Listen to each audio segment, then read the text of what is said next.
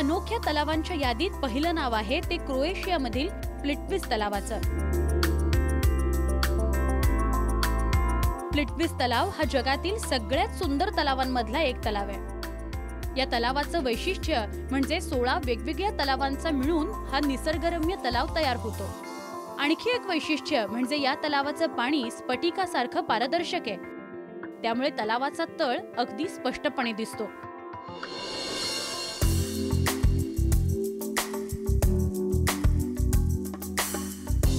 पारदर्शकतेचं आणखी एक उदाहरण म्हणजे चायनामधील पंचपुष्प तलाव।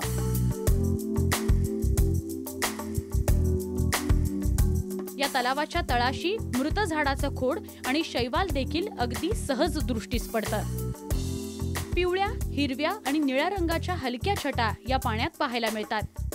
जगभरातून करोडोंच्या संख्येनं पर्यटक हा तलाव पाहायला येत असतात। तलावांमधला आणखी एक अजुबा म्हणजे डेड सी। नावात जरी सी म्हणजे समुद्र असलं तरी वास्तवात हा समुद्र नाही, तलाव आहे। आकारानं भला मोठा असल्यानं या तलावाला समुद्राची उपमा दिली जाते। या तलावाचं वैशिष्ट्य म्हणजे या तलावात आढळणारं मिठाचं प्रमाण हे एखाद्या समुद्रापेक्षाही 9 पटीनं जास्त आहे।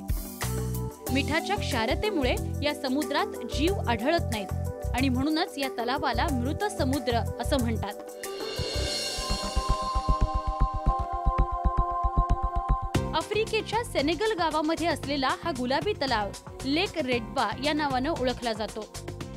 रेडबा या नावाचाच अर्थ गुलाबी। निसर्गतः गुलाबी असलेला हा तलाव त्याच्या गुलाबी पाण्यामुळे जगप्रसिद्ध आहे। या तलावातील क्षारतेचं प्रमाण हे मृत समुद्राच्या क्षारते एवढंच आहे। कॅनडामधील स्पॉटेड लेक म्हणजेच ठिपक्यांचा तलाव।